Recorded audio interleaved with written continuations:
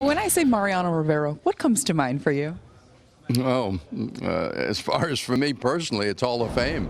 I mean, the one unique thing, Meredith, about our game is you can't freeze the ball. I mean, you've got to find a way to get 27 outs, and as we've seen over the years, the last three are really tough to get. And Mariano, there was nobody better at just putting the lid on something and being able for us to, enabling us to celebrate.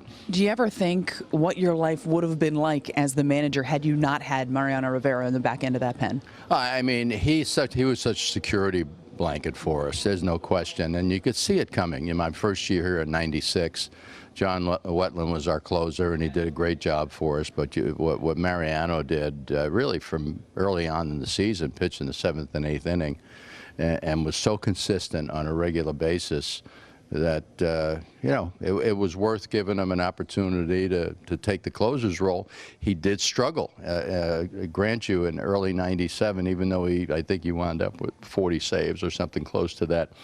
But he struggled early on because it's a little bit different pitching those last 3 outs. How amazing is it to you that he essentially did it with one pitch, the cutter? Yeah, but he did it with one pitch, the fastball, and most of the time it cut. But there are times when that hitter, especially a left-hander, would be waiting for it to cut, and it would stay on the outside corner. So he, with the help of Mel Stottlemyre, of course, really developed a lot of different ways to throw the fastball and locate it. I think that was huge. The cutter against left-handers was lethal because he could get it in on the hands where they couldn't get it on the fat of the bat. But the way he used to just hit the corners with it was remarkable.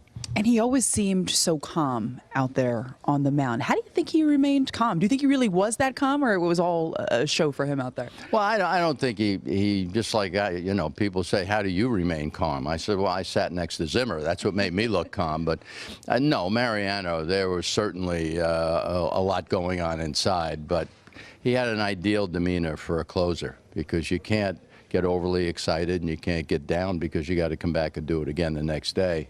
But I think what really helped him over his career is just his spiritual background, and he was able to look at the big picture instead of, oh, I just gave it up today. And to me, in our game especially, because like in other sports, you have a day or two or a week to come back and get yourself ready to play. This sport, you got to just have a real short memory. Joe, thanks for the time.